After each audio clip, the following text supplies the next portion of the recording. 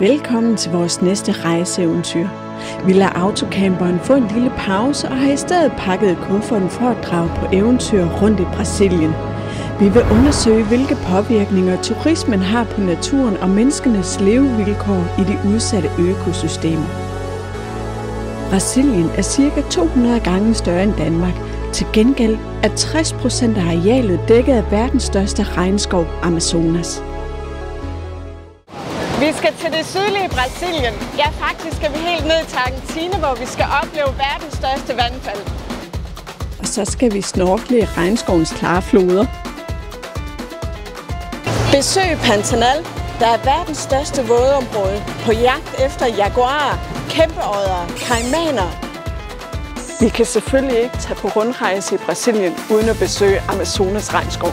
Og vi skal besøge den populære karnevalsby Rio de Janeiro, hvor vi afslutter eventyret.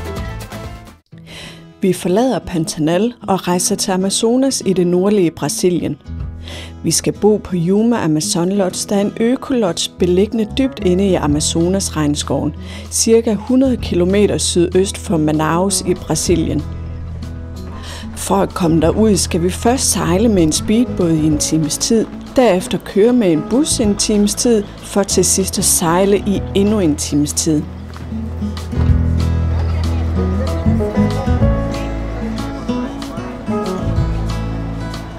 Den hvide og sorte flod, der mødes ved Manaus, er et populært turistmål. Fænomenet kaldes møde af vandene.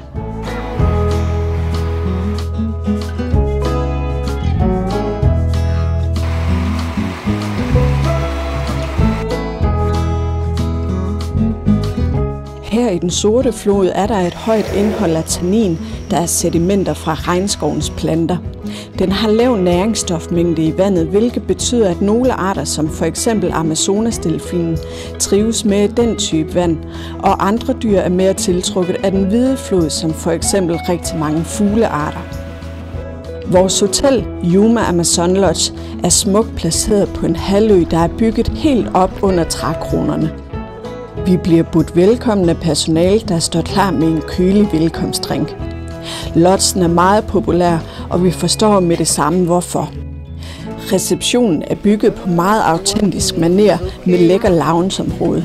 Men faktisk er det også det eneste sted med wifi. Om det er en del af pakken og helhedsoplevelsen er vi ikke helt sikre på, men én ting er sikkert, det er sundt for alle mennesker at prøve en gang imellem.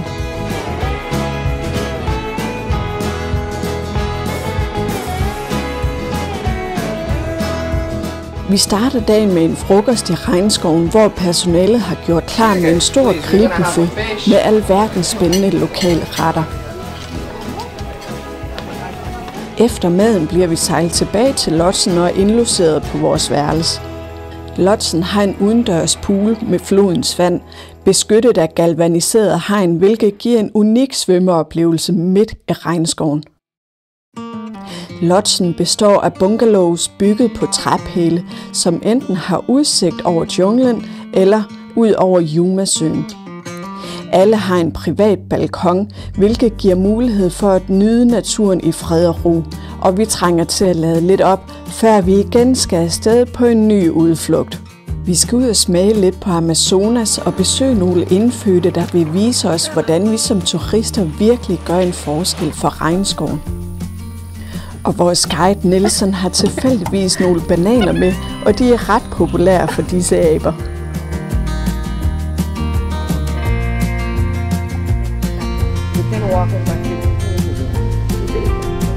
Mange lodge i Amazonas samarbejder med de indfødte folk, og når man besøger dem, er det med en lokal guide, der også kan deres sprog. Man får en indsigt i deres livsstil og traditioner. Denne lille familie på 4 bor i deres eget hus, som er et slægtshus. De dyrker deres egen afgrøder og medicinske planter. I dag dyrker de afgrøder på et væsentligt mindre areal, end de gjorde for få år siden, hvilket betyder, at naturen igen får lov til at stå naturligt. Da lodgen betaler familien for at komme og besøge dem og deres område en gang imellem. Denne form for økoturisme bidrager til en bæredygtig fremtid for alle. Nelson fortæller om de afgrøder, familien er begyndt at dyrke, i stedet for at fælde og sælge de attraktive træer, som Amazonasfolket og udefra kommende forretningsfolk i mange år har drevet rovdrift på. Det er nogle rødder, der minder om kartofler og en fundamental kilde til kulhydrater på Amazonas' indfødte befolkning. Efter rødderne er blevet skrællet, revet og presset, tørres de på en kæmpe pande under kyndig omrøring, og så er mel klar til at blive spist. Den giftige saft, der er blevet presset ud, kan bruges til at lave giftige pile til jagt, eller hvis den koges i flere timer, så kan den også bruges til blandt andet madlavning, eller til medicinske og insektbekæmpende formål, dog i en fortyndet udgave.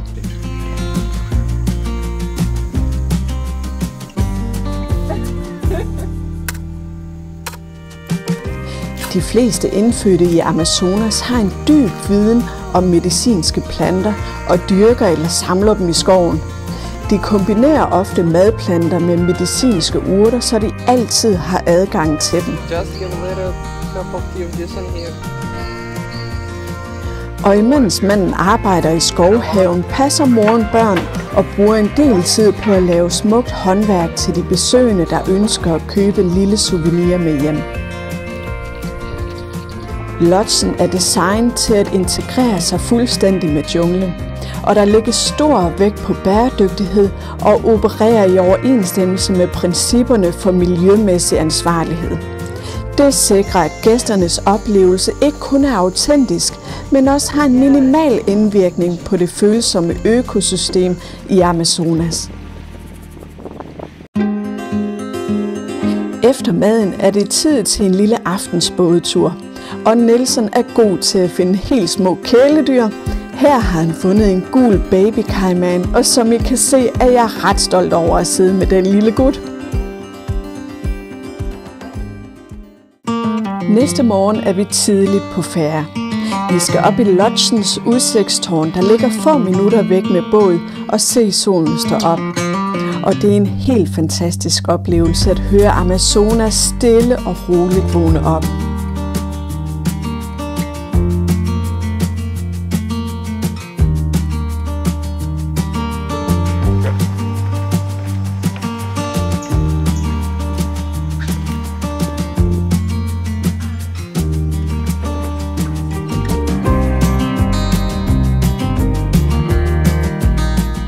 Og så er det tilbage til en lækker brasiliansk morgenmad med pandekager lavet af mel fra de lokale kartoffelrødder. Det er så hyggeligt at få besøg af en sød, nysgerrig lille abe ved vores bungalows. Efter et kort hvil, så er det afsted på næste eventyr. Vi skal på en vandretur i verdens lunger. Det er ikke bare en fysisk udfordring, det er en lærerig rejse ind i verdens mest biodiverse område. Vores erfarne guide Nelson fortæller intenst om, hvordan det oprindelige folk i århundreder har levet her i junglen. Lige fra fascinerende fortællinger og myter fra junglen til de oprindelige folks livsstil, jagtteknikker og hvordan de indfødte lever i og ad naturen. Som et symbioseforhold, da de beskytter skoven ved at hjælpe den bæredygtigt og bevare dens balance. Hvis skoven forsvinder, mister de deres hjem og livsgrundlag, og uden dem mister skoven sine naturlige beskyttere. Det er et smukt og sårbart samspil. Junglen har tusindvis af symbioseforhold dyr og planter imellem. Forhold, der er fuldstændig afhængige af hinanden. Men han fortæller også et lille trick for os mennesker, nemlig hvordan vi kan beskytte os selv mod myg og andre rovdyr ved at kamuflere vores lugt ved at smøre os selv ind i myrer. De frigiver en stærk duft, når man gnider dem mod ens hud. Regnskoven er lig med regn, og det er regnen, der sikrer dens overlevelse, og hele vores økosystem afhænger af dette. Men der begynder jo desværre at komme ændringer i nedbøren på grund af klimaforandringerne, hvilket faktisk betyder, at grunden til klimaforandringerne sker i sidste ende er, fordi vi ikke har nok regnskov længere. Regnskoven er som sagt verdens lunger. Den optager den CO2, vi udleder, når vi brænder fossile brændstoffer af og omdanner det til ilt.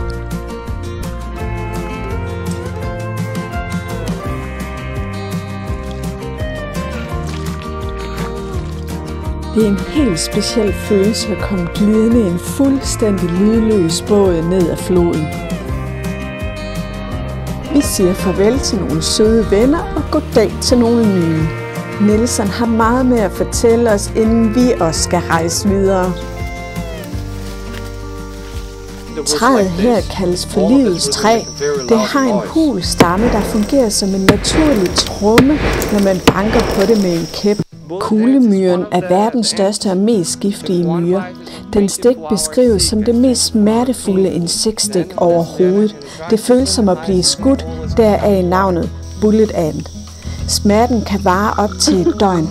Nogle oprindelige stammer som Satara Marve-folket bruger kuglemyrer i en ritual handskeprøve, hvor unge drenge må udholde stik for at bevise deres styrke. Reception of the Juma Lodge. We have a 7,000 palm leaf open one by one like this.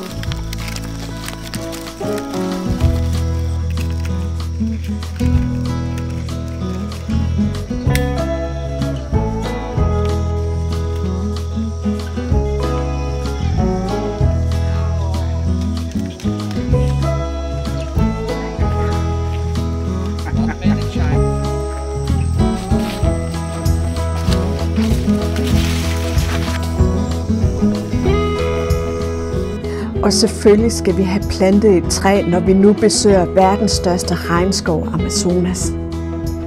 Denne tur har lært os, at økoturisme sikrer, at Amazonas støttes og ikke skades. For eksempel ved at bo på en bæredygtig lodge, deltage i guidede ture med lokale og selvfølgelig undgå at efterlade affald eller forstyrre dyrelivet. Så når vi tager hjem, tager vi ikke kun minder med os, men også en endnu dybere respekt for naturen og et ønske om at leve endnu mere bæredygtigt.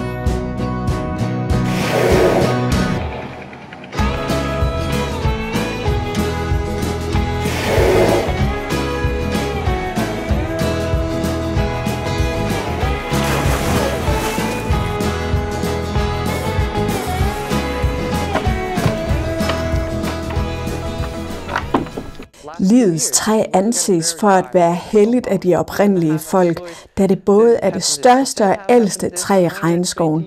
Man anser det som en beskytter af skoven.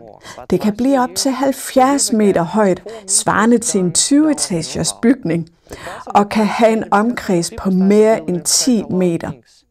De kæmpe rødder, der spreder sig i metervis ud over skovbunden, danner små gemmesteder, hvor jaguaren ikke vil angribe dig, hvis du står med ryggen til træet, da den kun angriber sit bytte bagfra. I think this affects a lot of the climate change here.